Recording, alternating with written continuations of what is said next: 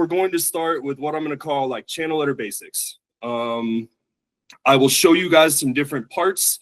I'm going to start with components. So we will first just look at the parts of a channel letter. So I'm going to show you some camera images of our shop. That way you can see we do indeed actually have people that build these for a living. I think it gives us a little bit more of an idea of, hey, it takes it from this piece of paper, it takes it to another piece of paper, and then we actually physically do something with it before we ship it and our customer gets it. I think that's a very important part of what we do.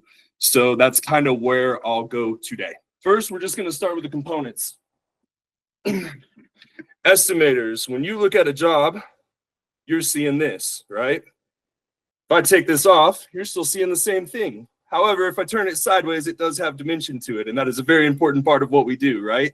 So you guys see one surface out of 4 to 10 potential components that we would have to a sign, right? And then we need to know why those components are there and what they're used for, not only for our customer, but from a building standpoint. So we have acrylic, trim cap, and you have your return wall, and then you have your back material, right? So real quick, let's go through. I just want to show you guys what that looks like in the shop. All right, so these are our routers. Everything starts down here. This is what's going to cut that acrylic. We also have some metal. This is going to cut our raceways as well. So real quick, I just want to show you guys what this looks like. We put the job on the router. They nest that over in pre-production. It goes through and individually cuts out all the letters.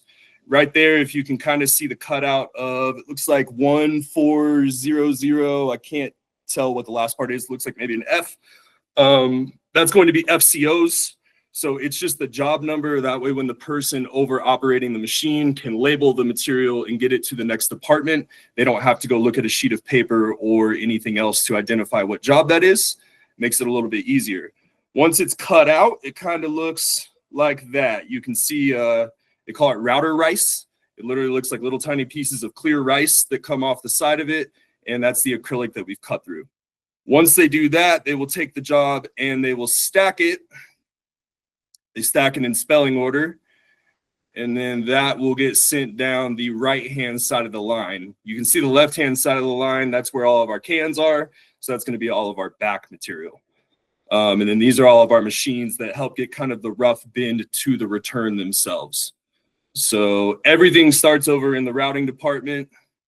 If we make an error, I would say probably 7 or 8 times out of 10, it's going to happen down here. Even if it's something that happens further down the line, you can probably root cause it back to something in the routing department. Right here on this table, we are cutting raceways. So we actually cut those out of flat stock before we bend them into the physical form of a raceway. Those larger circles that you can see are the electrical knockouts. So that's actually where the pass-through on the back of a letter will go and have wiring come out. I will show you guys an example of that here in a little bit. And then these little rectangular looking things with notches off of them, those are going to be our end caps. So those actually go, once we put the metal into the stretcher, we put little notches in the side so we know how far to place it back. That'll actually bend it up. Then once it's bent into a box, we bend those end caps and place them on the sides before we riv nut them in. So that's kind of what we're doing there. Angelo is one of our operators down there, and we keep most of our face material on those routers. Sometimes we will do some raceways on router 2, and then all of our backs materials usually go on this side. So again, we're not going to get into reverses. Reverses, things would be flip-flopped. But for the sake of this demonstration, everything on this side is going to be your back material. So all of these would be back material, and everything on this table would be back material as well. If it has kind of a black bead coming off of it, it's ACM, because ACM is just a compressed aluminum composite. So basically, it's a white sheathing on either side with a black filler in between, and that's why it kind of has a black bead off of it. So that's kind of a general rundown of where we route stuff. Then it goes one of 2 places. It goes to the letter bending department or over to Raceways. So these are the ones that are actually getting bent into a raceway. They start off with what Luis is doing here. So they start flat just like this. You can see the electrical knockouts up here. We have little tiny mounting holes, little harder to see once we sand them. but it gives you a little bit of an idea. And then on the edges, you can see the notches. The notches let us know how far to put it back. It makes sure that we bend it into an actual square, not a oval or anything else. You can actually, if you don't do it right, you can get them slanted one way or the other. So you do have to make sure that you line them up accurately. We also sand it before we do it because you don't want to sand something afterwards. It's easier to sand it as flat stock. Then once we're done with that, it'll get bent up. The sanding is so that it's ready for paint once we get it down to the paint department. So they go ahead and do that step for them. This is a bent up Raceway. So once he's done running it through the machine, which he might run that one through in a second, you have the lid on the closest side of the camera. She's going to be putting in the riv nuts for it. That's going to give it all the structure. And then you have the hanger bar. So the hanger bar is just a mounting point for someone to have a penetration through the hanger bar into the wall or whatever substrate they're going into. The benefit of having a Raceway versus a flush mount for the landlord, let's say I own the building. If I have a Raceway, I may put 4 to 5 penetrations across the top, where if I have letters, let's say there's 7 letters that go on this, I have 5 penetrations per letter. I now have 35 penetrations in my wall. Whenever that tenant moves out of that location, I have a lot of patching and filling to do. So Raceways are a little bit easier to do that. It's also better for servicing because servicing all of your power and electrical is going to be in the Raceway itself. So basically you just pop the top on the lid and you can do all your servicing inside of that actual Raceway. It gives you a little bit better view right there. I also have a Raceway in my room with me. So that's kind of a general idea of what those are. It's really just a mounting platform. That's the basis of what a Raceway is. Over here, our letter benders will make the rough shape. We will lay it out off of the back material, and you actually bend it as close as you can to the back material so that it keeps the shape. Once you keep the shape, they will place the back inside of it, and we will put it on the clincher. The clincher is just run with a pedal. It actually takes a metal rod, sticks it up to the top. It'll compress the back into the little flanges that are on the side. And then that's what you hit the pedal and it drops down a little button rivet into the back of it. So I'll show you guys an example of that, but we do button rivets in the back of all of ours. We can also do a glued type of insert as well, but our standard is a button rivet. So then they will stack it over here. That lets the next department know that it is ready for them. The next part would be for faces.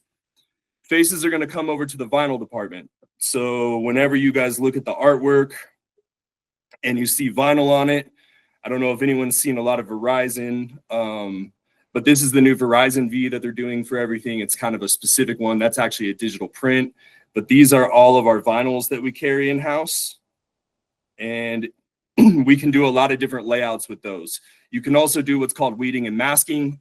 That's actually a little knife plotter pin that runs around. It'll cut out whatever the letter is. That way, if we want to have like a little key line reveal, where basically you have the vinyl inset on the inside of the letter, and then you have a little bit of a white border to it, that helps it with lighting. It may help kind of differentiate from an aesthetic standpoint how it looks. That's kind of what we're looking at there. Couple differences with vinyl. See how it's kind of glossy? You can kind of see reflections of whatever's around me. That is a digital print. So a digital print has a certain type of laminate that we use for it. It's always going to be a glossy finish. So you can walk around our shop. You can actually feel them. I could look from 10 feet away and tell you if it's a vinyl or a digital print. A vinyl is going to have a much more of a matte look to it. So that is going to look more like this. It still reflects, but it's more hazy. See the light hitting it?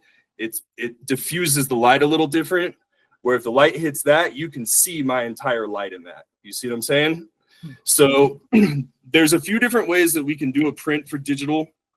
This is actually called striping. It's very similar to a perforated vinyl, but it'll light up during the day. It'll look gray just like this, because you got to think you're seeing it from back here. At night, it'll light up and it'll actually look a little bit more white because all of the light will be pushed through those spaces.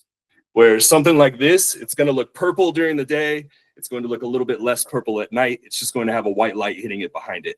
So that's kind of the general rule of thumb there. This is what we call a reveal or a key line. So if you see it, it just has a little border outside the vinyl between the face and the trim cap. That just helps it get a little bit of light push at night. So during the day, they want it to look mostly blue. At night, it's still going to look blue. It's just going to have a white reveal to it. It's a little bit cleaner. So some designers really like that style. Also, just like anything, clothing, phone design, everything goes in trends.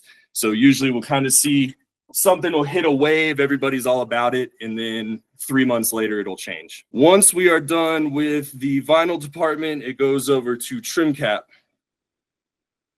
I think trim cap gets really confusing. It really serves two purposes and two purposes only. Let me find my trim cap table, unless they're hiding it from me. There it is. All right. So we take the letters, we lay them upside down on the table, and then we wrap it in this mythological plastic called trim cap. Trim cap really is no more than structure as a way to actually mount the face to the return. So if we didn't have that, you would have to use a glue or something of that nature.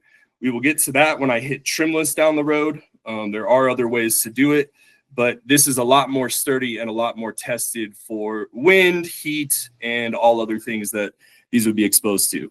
All of these magnets are 50 pounds, and then we use two-part epoxy over here.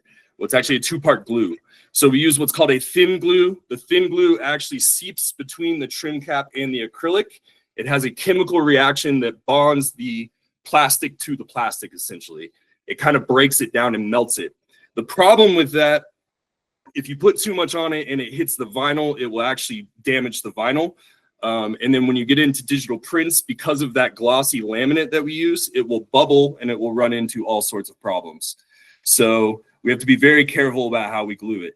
The second part of the glue, this glue right now, it's cooler here. We've actually had nice weather the last few days, but this time of year, it'll take about 15 to 20 minutes to dry the thin glue to have that reaction. This bottle is for the heavy glue. The heavy glue, think of it like a very heavy Gorilla Glue or something that you're going to put on at the end. It's runny, but you basically are making the last pass. It's just going to make sure that there's good structure holding it on there. If you don't have that, your trim cap will peel straight off. So I'm not going to peel the trim cap off this one, but if I yank at it, it's not going anywhere. If we did not have heavy on there, I can rip the trim cap right off. So we do have to make sure that you follow the right process over there. This is also very heavily dependent on time of year. So Eleazar right there with the glue bottle, he's going around. He's actually separating the trim cap a little bit. You can see him pulling it back. And then he's making sure, right now he's pressing the acrylic down to make sure that it's seated nice and tight on the shelf that the trim cap has on it. And that's going to make sure that we don't get any lift or we don't have a fail point. So he's doing the thin glue and then someone will follow him with the thick glue. Once the thick glue is done, it really just goes on a staging rack, and then it's going to be ready once all the cans get electrical, and that's where they will put the faces on at the end of the line. We QC it down here where Mr. Ricardo is, and then we get it in a crate and ship it out one of these bays. Now on the other side, we have the electrical side. Okay, so here, we stack everything in spelling order, and these are going to be clinched and caulked. You can see the little rivets in there. Those are the rivets that come through the back. They hit the flange and it holds the back to the rivet on the side. You can see the electrical holes in there and then our mounting holes as well. The other side around it, you can see that white, kind of off-white color. That is caulking. So we caulk the edges because we want the light coming out the face of the letter, not the back of the letter. You want the light going where you want the light, right? Not in areas that you don't want the light. So that we caulk everything on the direction that we don't want it. So reverse, we caulk the face. On the back, we caulk the back. Once we're there, they count out all the LEDs that go into the letter. They place them in there, and then we get all the wiring so that it's ready to wire up. That is the shop drawing. So this is one of those Verizons. I'll go into that baffle down the road because that's a very unique one. Sorry, I've asked to move that bar about 1,000 times, but apparently it carries water and it's fairly important. Right here is all of our painted raceways. So these get prepped. We prime them with an etching primer, and then we paint them to whatever custom paint code that you guys get. So when you look at the customer artwork and it's got a bunch of different colors on there, whether it's like a Sherwin, a Matthews, a Benjamin Moore, anything like that, that's what you're looking at is going to be mixed over in our mixing department, which is these racks over here. And then we stage it on this side. Then once we get further down, this just runs in stages. So Morella is actually wiring up all of our raceways right here. She's going to go through and make sure that the wiring from the transformer plate that's on the bottom is wired to all the individual letters that go on that job. Wiz over here is actually peeling out the letters that were painted. So all these O's where they have kind of that white film on it, that's actually just masking. Those were painted that red color because they had a very specific red that we were doing. So he has to go around with an X-Acto blade on the whole edge and peel off all of the masking that comes on it. And essentially what they're doing with this style, they're matching the digital print directly to the paint code. That is very common, especially since I've joined the industry. There's a lot of people that are trying to get a dead nut match to the trim cap and the face color. So like here's another example right here. These were painted, and you have the blue that matches the face, the blue that matches the trim cap, the blue that matches the cans. Just makes everything look really uniform. That is kind of one design style that we see quite a bit. Once we're done there, we screw the faces on. That's what Abram is doing here. So he's just screwing on all the faces. We use little hex nut or panhead screws for those. We can paint them, or they also come in a bunch of prefab colors. So if we do a custom paint color, we also have to count out the number of screws that we use for those, and we have to paint those as well. You can see why paint is very important to have on estimates, because that's an easy area that we can get it missed. An important part of screwing these in, we are obviously just building it in a beautiful shop that is heat controlled. We have to make sure that our screw placement is easy enough for someone to access up on a wall. They might be installing it in freezing cold weather or very windy conditions. So it needs to be in an area where it's easy for their drill to get to. That's why he's putting it on the top of the B right now there, not the outside of the B, because that would be a nightmare. And I would have an installer calling me not very happy. That's kind of the general rundown of how it moves through our shop. And then the last step would be our staging lines. This is just where we put everything before we get it packed up and ready to ship out. So this is the last little step that we have. We add all the components. So when you see flush mount, hardware, talking about like threaded rod, power supplies, we put that all in these bags. And then same thing with these power supply boxes. So we just wrap those up. If we don't wrap these up in bubble wrap, you will get some beautiful photos of a lot of chipped paint and broken faces. And it's because this thing basically turns into a one-man wrecking team. So we like to bubble wrap those. That way, if they do decide to move around on us or the shipper does something kind of silly, then we're still covered. You can even see on this yellow or on this orange face right here, see how it's glossy? We know that's digital print just from looking at it. So it has a very sheeny appearance to it. Why that's important? Usually on a job where you print or you do digital print on one aspect of it, you want to try to keep digital print consistent through the whole thing, because if not, you're going to have sheen versus matte versus sheen versus matte. It can visually look very sloppy. So usually I try to keep those together or design them in a sense to where we keep that in mind, because you got to think, yes, they light up and they're meant to look good at night. But most of these places, when people are walking into them, you know, Total by Verizon is a cell phone store. Yes, you can go in at nighttime hours, but a majority of their business is going to be done while the sun is out. So it has to look good during the day as well. And that is a very important part of kind of what we do. So all shapes and sizes, it's all different logos, all sorts of different stuff here. So that's kind of a general rundown of how it runs through the shop, at least for front lit. If you think this is a lot of crates, it is. The astonishing part is we will move all of those crates in the next 2 to 3 days. So we move through crates very quickly, but that is generally where we store them. And then we bring them inside and get them ready to pack. That way we're not bogging down the packing area, because For a long time, we were keeping them on this back wall and it just gets very messy. Also, that probably looks like a lot of bubble wrap. We go through that bubble wrap every 2 days. So that actually got delivered this morning. We will get another delivery on Monday morning as well. So just kind of cool to see it all in action. It gives you a little bit more life to what we're quoting or what we're looking at on shop drawing or in customer artwork. And that's kind of what I'm going to hop into now. But real quick, I just want to go over a couple more of the component things that I haven't hit yet. So I'm just going to throw a few different terms at you guys. Some of these is really just that when I go through some of these artwork and some of these shop drawings, you're going to understand what I'm talking about. Some of these terms are not going to be used specifically for only front lit. It may be a front backlit term. It may be something that we use as a term more often for a custom style front lit. I just want you guys to get familiar with the terms, and then I'll go more in depth in them down the road. So here's one of those little raceways. It's just a test raceway. Pop the top on it, that's your inside. The bottom hole that you're looking at is a drain hole. The drain hole is really important because for electrical, you don't want water sitting in there. That's how you short an entire office building, or worse, like an entire shopping center. Nobody wants that. So this is a double hanger bar. Double hanger bars just means we have a 2-inch hanger bar on the top, we have a 2-inch hanger bar on the bottom. These go in places that get high hurricane traffic or high wind. So Florida, it is you have to have a double hanger bar. It is not possible to put a single hanger bar. The reason is once you put your penetrations in the top, you're going to have a lot of natural lift from the bottom. Wind gets up under there, it's going to rattle. You're going to break your letters. You're going to be replacing letters all the time. So in the state of Florida, you have to do that. Anything coastal, it's very smart to do a double hanger bar setup. That is your pass-through. So that's your electrical pass-through. And then you can see the button rivets in the back.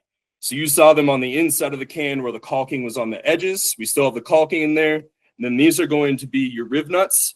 We will thread threaded rod into that. Threaded rod, just like a threaded screw, essentially. This is going to be your whip. So when you hear the term a whip, this is what your whip is. We also do a rubber grommet. That's what holds it in there. And then this has to pass a 20-pound pull test. So we have to do a tie off on the inside to make sure that if I hang this and I shake it, the grommet can come out, the electrical wiring cannot, because that would fail a UL inspection. A UL inspection or a UL label is this guy. That is very important. We are a UL shop. Everyone needs to know that because not everybody is a UL shop. Some people will make these out of the garage. They will not have a UL inspected. They'll slap it up on a wall. If for some reason you were responsible for burning down that shopping center, you are now massively liable if it is under your UL. So we have to put these on every single sign that we do. The most recent change, this was a flush mount. That's why it has one on the actual letter itself. They changed the parameters of that last year. We don't have to put them on individual letters anymore. We just put it on the power supply that would go with this. So let's say this is Farmers Insurance. Let's say Farmers all fits on one power supply. They would UL this label on just the power supply, and then they would be able to mount these onto the wall. It's also a little bit more aesthetic looking because, frankly, I don't know why UL chose gold, but it's kind of ugly. So we try to avoid or hide those in good spots. We used to put them on the top a little bit just so you wouldn't see them walking under. And then you have your drain hole on the bottom. Drain holes have to go in anything that has 1/4-inch water buildup. So let's say this rounded off to where there could be a 1/4 inch of water buildup. I have to pop a drain hole in that spot as well. So anything that's set up that way. Here's what's important when you guys look at art and you're like, well, this art is just going to get passed through and someone's going to build it. If it's mounted this way, the drain hole goes here. If it's mounted this way, the drain hole goes here and there, because water can sit in every part of that. If it's mounted this way, the drain hole has to go there. So it is extremely important that we get the correct artwork with the building layout as well, because we want to see where it's going on the building so that we aesthetically put things where it needs to go. Then a couple other terms. These are going to be used a little bit more down the road. Sure, you guys have seen a baffle or heard of a baffle system before. A baffle is just a shelf. We call it a fake back. So if you notice, there's no mounting hardware on there because that's not what it is actually has the riv nuts in it, or the button rivets in it. So this is actually a polycarbonate back. This is a front backlit. What this has is a baffle system right in the middle, just an ACM shelf we put in there. The reason for that is we can put one color of LEDs on the front side, one color of LEDs on the back side. And really, if you want to, I mean, if you look at that, it's populated with a ton of LEDs. That thing's going to light up from outer space. So if you really just want something obnoxiously bright, you can also do something like this. It's going to push like crazy. So that's one style of baffle. Another style of baffle is what we call an interior. It's more of a vertical baffle versus a horizontal baffle. So you are seeing the back, but what they wanted was different lighting for all the different cans inside of it. So it's one can that we basically can light a few different ways. So we did, I think it was red on the outside, white here, red there, red there. Once you put the face on, it looks really solid, but it looks kind of funky when you look at it like that. But again, if you're looking at it and you look at it this way and you have no idea it has something like that in it, it would be a little bit of a shock when you open that bad boy up and you realize there's like 9 different colors of LEDs in there. A little bit more common than you think as well. This is called an S-clip. So let's say I have a Raceway. We're going to pretend this is a Raceway for a second. My letter is bottom justified on that Raceway, meaning it's bottom mounted, right? I don't have very much holding on to it there. So if I get that up on a wall, it's going to shimmy quite a bit.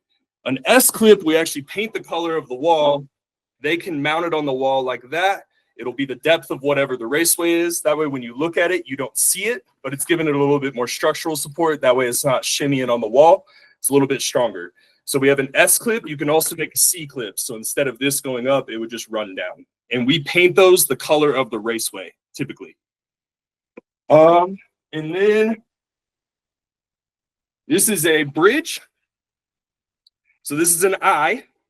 If you look at it in artwork, a lot of the time, it will look like it is 2 different things. So you may look at this on a piece of art and it may look like this is its own can and this is its own can. That does happen. So if we do flush mounts, that is common. This is more than likely going on a Raceway. It is on a Raceway because all my mounting penetrations are down here. So it's going to sit on the Raceway right there. What we do is we paint a little piece of metal that we slide over this. It gets painted the color of a Raceway. We actually slide it over that. It's going to blend in with the wall. So if the person is looking at it from the front, it's going to look like they're separated. We make them all as one piece. And then it just has a little drop down in it right there. You can actually see they cut it out with shears. So we just take a pair. I took my snips out of here. But if we had a straight pair of snips, you just cut down. You cut that little section out. But it is all one can. And then last thing I want to cover is stroke width. Stroke width is just the thickness of whatever you're looking at. Unfortunately, sorry, this is kind of hard to hold. It's we can only really do it on funky script fonts like this. But when you get really narrow, this is a 5-inch can, right? I mean, look, I don't have the biggest hands in the world. I cannot fit my hands in there. So the reason we don't do that is because we can't lay LED on it. The other thing that happens when we get into really small stroke widths like that, we didn't do it on this one because this is a sample. But see how the flanges are pretty much overlapping? So we have to go through the back and actually make relief cuts. So we have to cut out some of it so that we can mount it. The other part is, if you stick an LED in there, we will use a pair of pliers and get it down in there. That's not a problem. The issue, though, we cannot caulk on the inside of this. Because if you caulk on the inside of this, all the sticky tape on the back of the LED is no longer going to stick, right? So we actually have to caulk the back. So we caulk right here, and then we do that across the whole letter. That way it's uniform. So just a different technical tip. But when you see something on artwork and you're like, oh, it's an inch. I mean, on art, it looks like it's an ocean wide. Just keep in mind, an inch is very hard to get your hands in there. So that's why we have those standards. It's more to be able to do stuff like that. And something like this, we would recommend you go down to a 3-inch depth. Reason for that, more even lighting, but also we can actually fit our hands in there and stick an LED in 3 inches. And then I actually lied. I have one more part. This is our LED module. So a couple different components here. You have the tape on the back. The tape covers pretty much side to side. Stuff is sticky. Like we've peeled and stuck this about 100 times. It still has some stick to it. The other part is those are the modules. The viewing angle on a module is 180 degrees, meaning pretty much dead nut out. I would argue it's not really 180. It's probably closer to 165, 170, but for the sake of this, we'll say it's 180. It does sit up above, and then we tie that into electrical at the end. That's what we put wire nuts on. So I'll get a picture of all. We'll go more in depth on components down the road. I know that probably felt like a lot, but that's really just baseline components for us. The other part, the little holes that you see in here, is actually for us to be able to screw sheet metal screws into. You can just run those through. It'll hold it into a back. It's a different mounting style. So we have certain customers that really like that. Let's say you're putting something up in Phoenix, Arizona. Our silicone that we use, I think, is heat rated up to 180 degrees. It's like 180 to 210. Again, it's a rough estimate. You get a can in Arizona when it's 130 degrees. I'm sorry, guys. I don't know the Celsius equation for that. It's got to be like, I would assume, low 40s. You're getting into where that silicone can actually melt and fail. So screws are actually a better option for that because you're not going to have a screw fail. It's going through everything and it's mechanically fastened. So that's kind of a general layout of all the different components of the signs. Now I'm just going to pull up some examples of some different art for you guys. All right, so we're going to run through some different types of art. If you estimate, if you're in sales, this is a very normal appearance of art. What I really want everyone to learn, and really the most important part, again, I want everyone to stop looking at a sign as just the front of it. We need to understand that there's a lot more pieces to it, and it does have dimension and depth. So we want to look at it that way. When we look at this, there's a few things that pop out, right? So we have a couple different blue aspects, and then we have white aspects. For everyone that asks what the black border is and stuff like that, more often than not, they're just going to outline it so it displays trim cap. You still want to ask what the colors are and all that stuff. The main reason is if you put some colors, you know, it sinks into the white background, so it's a little hard to see. So what we would do on this is this would be a standard blue vinyl. This would be like a European blue or maybe a processed blue. We can weed and mask this part out. Has your little trademark symbol over there. We can do that all on the plotter. It'll rip through, we upload that file, it'll cut all those pieces out, and then you literally just take a knife, you get up under it, and you have to individually take out the letters. Then we would match all of those. These are just going to be your standard white faces. In general, I could tell you looking at this, this is clean artwork. Like I could take this into Flexi. We're not going to have to clean up a bunch of edges. It would be manufacturer ready pretty quick. And really not overtly complex. The only thing that I think this lacks that we would usually like to have, we meaning anyone in the shop, we would love a side image of it. It just helps us understand things. So when I look at this, I don't know the return depth. I don't know what substrate this is going into. I don't know what wall this is on.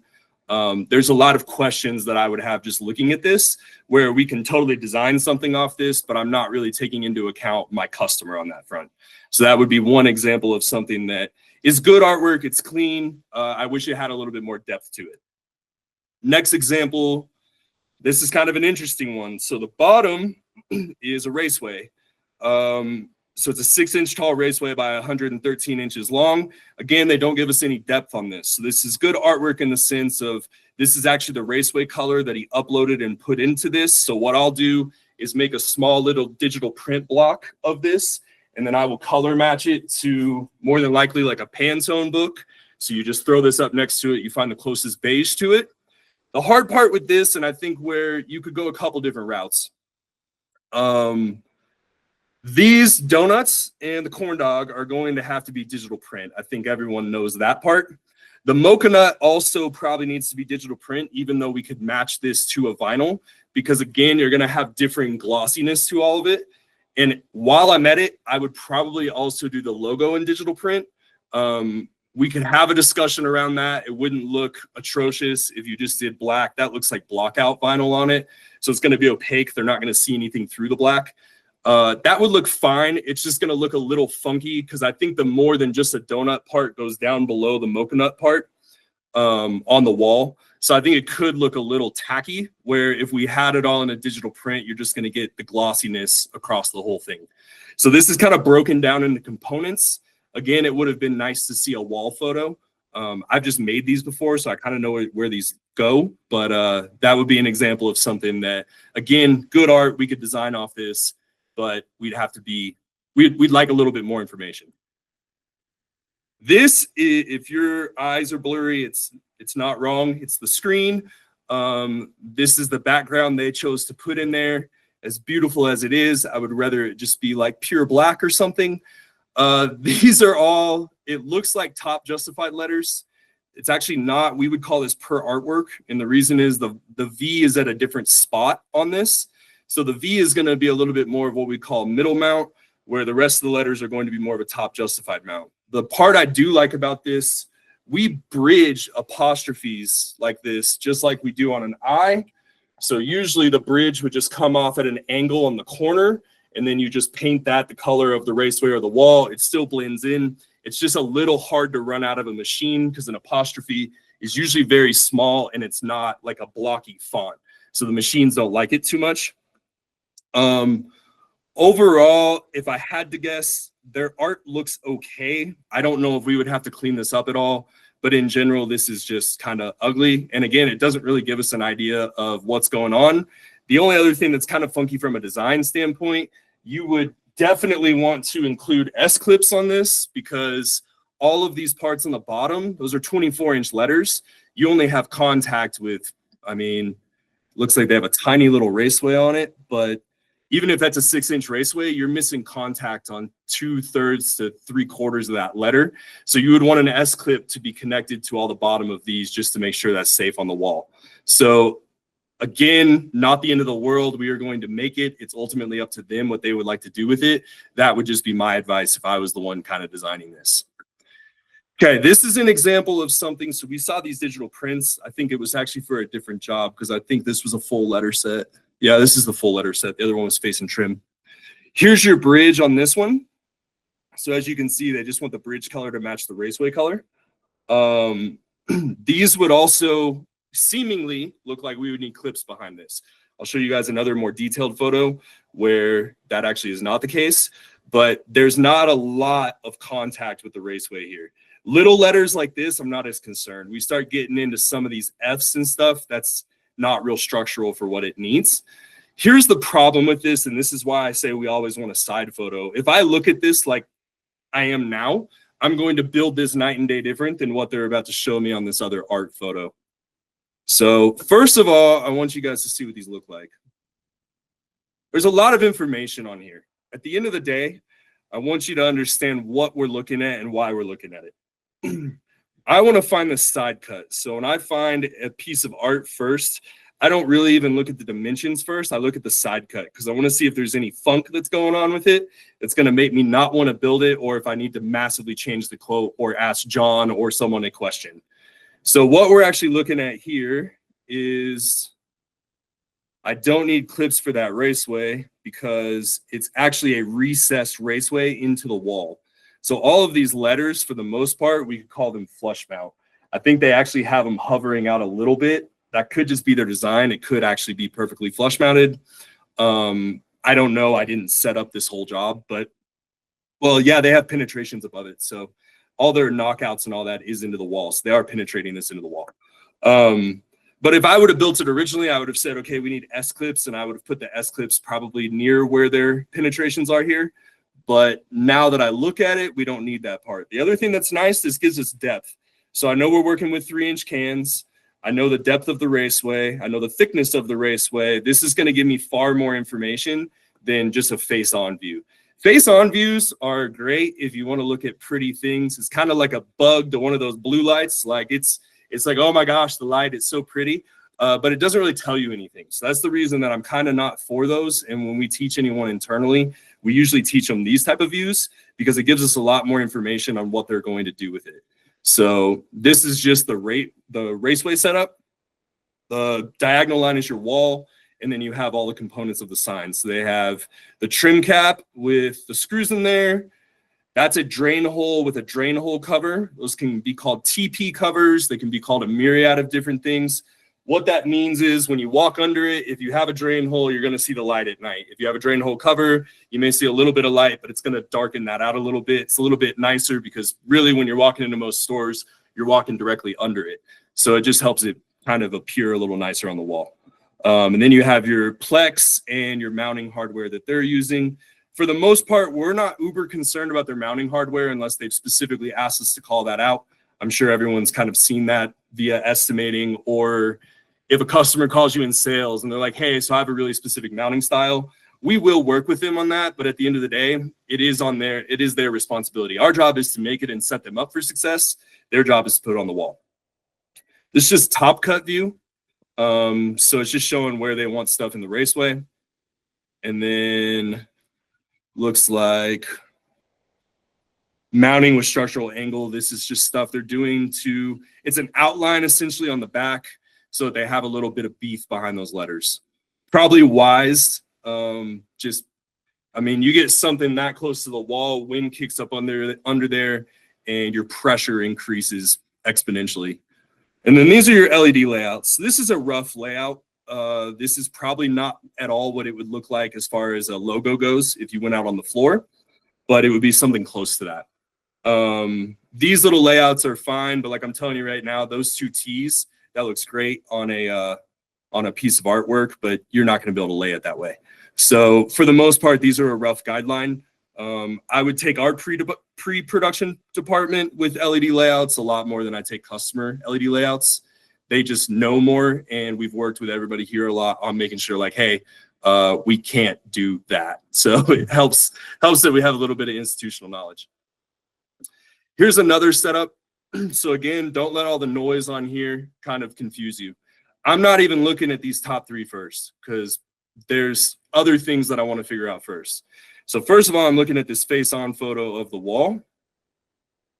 What I recognize is it's got some weird mounting brackets on all the different angles over here. So I saw they had a scope of work up here. It's manufacture and install one set of illuminated channel letter on customer provided steel panel, and then manufacture and install one Raceway. So if I look over here, there's two Raceways. There's one at the top and one at the bottom. They're asking us for one, and then they're saying this black aluminum sheet would be provided, or the black steel sheet would be provided by the customer. If I'm in estimating, I'm kicking this back immediately unless the salesperson explicitly called it out. I know this is Bucky's, so I know Bucky probably called all this out. But at the end of the day, you just want to we'd rather be safe than sorry. You don't want to misquote this 5 times. So if you misquote it with a backer panel and we weren't supposed to do a backer panel, that's not good. The other reason I'm looking at this first, if they're mounting that with that style, where it kind of has these 4 arms that looks like they're going to connect into maybe the panel or the Raceway, that's going to be an exposed back. We don't always paint the back of our backer panels because usually they're just flush against the wall. So I would want to know that because A, we need to charge a little bit more for paint. B, we also need to know, hey guys, we need to flip this over and paint the back. The back's exposed. And we have notes for that we put on all of our stuff. That way we're on the same page. Then once I'm kind of through my side view, because I have the 5-inch, I can see that there's the backer panel and all the stuff associated with it. This might be actually a dimensional backer. I'd have to look at it more. But then I'm going to start looking at the actual letters. So you have a night rendering up here. Really, it's just called out for 2282 red. We do a lot of this program, so I know this is bronze on bronze, but they do call it out up here as well.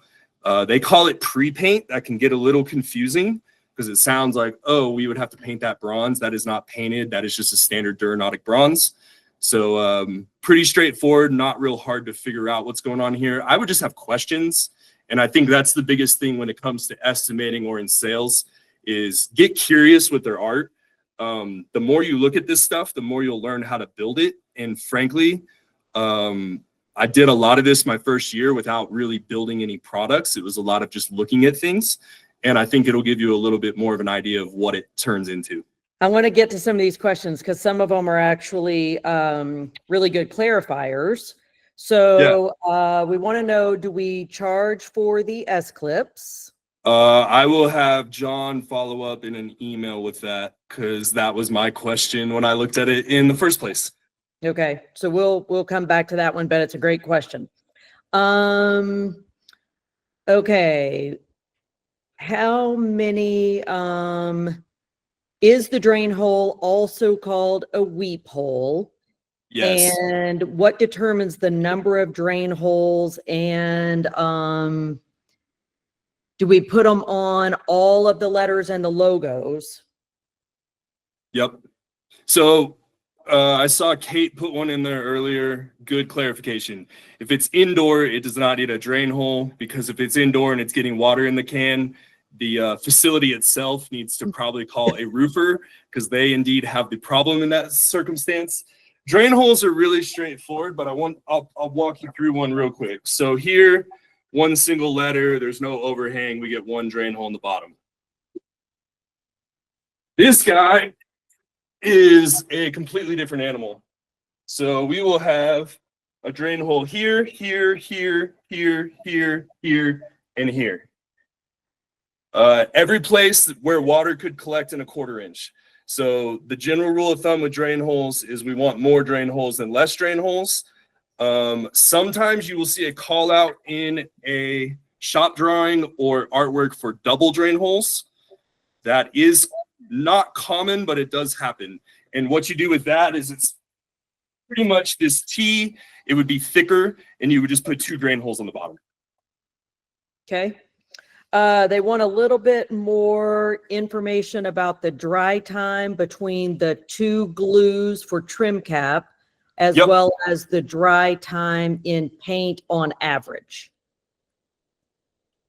Dry time in paint on average, if I ever figure that out, I will write a book on it and I will retire because I won't need to work in this facility anymore. But as a general rule of thumb, there's 3 different lengths of, it's a reducer that we use. We have an SO1, an SO2, and an SO3. SO3 is used for lower temperatures. SO2 is used for middle temperatures. SO1 is for high temperatures. Denver is really interesting because we can go from -4 in the morning to 50 degrees in the afternoon. We also can have really, really hot days. So the warmer, the better. The warmer, we always drive faster. You usually have less paint defects as well. The only problem with Denver when it's warm, we're very dry. So our static goes up, so we will get a lot of dust that wants to coagulate onto the surface of that paint. So we do have to prep extremely well when it's dry, and our time from prep to in the booth is very fast in the summer. In the winter, it is the flip-flop. So really from Denver is cold, I would say from January through March, but that can change. So, I mean, today is going to be 65 degrees. It's actually beautiful. The shop feels great today.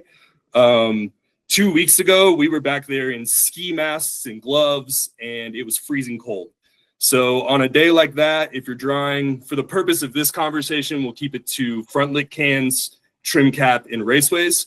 Raceways on average dry in about 20 to 30 minutes. In the summer, we can get that down to 15. Cans usually dry in about 20 to 30 minutes, depending on the temperature. Cans usually dry faster though, because they're already coil coated. So coil coated is the pre-finished color that you get on there. Because of that, we etch it with sandpaper. We don't have to spray any etching primer into it, and it dries a little bit faster. It just sits on that substrate nicer. So any raw aluminum takes the longest to dry. All right, and then how about our glue, 2 glue times on the trim 2 cap? glue times. The thin glue, the one that actually has the reaction, usually about 15. The longest I've seen is 25 minutes. That's when it's like freezing cold. The heavy glue is pretty much instantaneous. You put that stuff on. Let me put it to you this way. You want to make sure that glue hits the face and not your hands, because if it hits your hands, you're going to have a really, really bad afternoon picking your fingerprints off.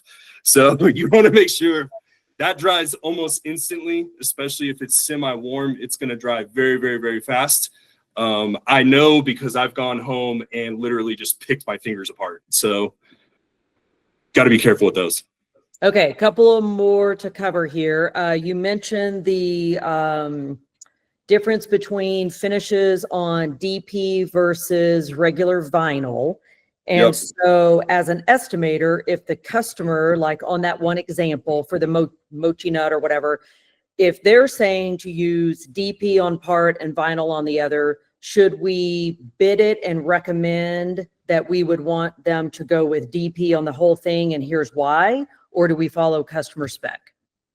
I would follow customer spec, but I'm always of the opinion that's more for the salesperson, always of the opinion of ask the question. The other strategy we could take with that is bid one as they ask, bid the other with all DP. Let the salesperson do their job, right? Like if I'm in, like when I've been interacting with people the last handful of days, I'm like, hey, bid it a couple different ways. Let me do my job on my end because I will tell them, I can lead them. That's what I'm supposed to do. So give me that opportunity. Okay.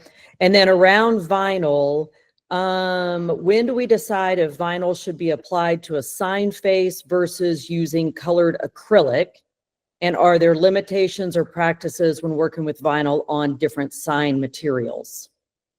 That is a very good question. We will have to go much more in depth on colored acrylics just in general, because there is a whole topic of information that we can get on there. You can do a lot of different setups with acrylic color and lighting options behind it. Okay. And you can put some funky colors together that you don't think are going to make a color, and it's actually the best way to do that. As a general whole, especially from a lot of the estimates that I've seen, most people, the reason that a white is so heavily used as a face material is it is a natural diffuser. So the light hits it, it's going to spread out the light across the face. That's why people do a lot of white faces with an applied vinyl on it, where there's certain reds that you can literally see where every single module is, even in a 5-inch deep can, because they just do not naturally diffuse well. So I will go, that is a whole different topic. I will open up that can of worms on a different day, but I could do a 30-minute thing just on that and show and tell different lighting styles and things like that. All right. For the questions that we didn't get to, I'll go ahead and post those in the notes. We'll make sure we cover everything, and then I'll do a wrap up of the notes for today. Blake, this was great information. We appreciate it. And now we've got a jumping off point. So this was a good start. Thank you for listening to me ramble for 45 minutes. I hope everyone has a great day. Thank you.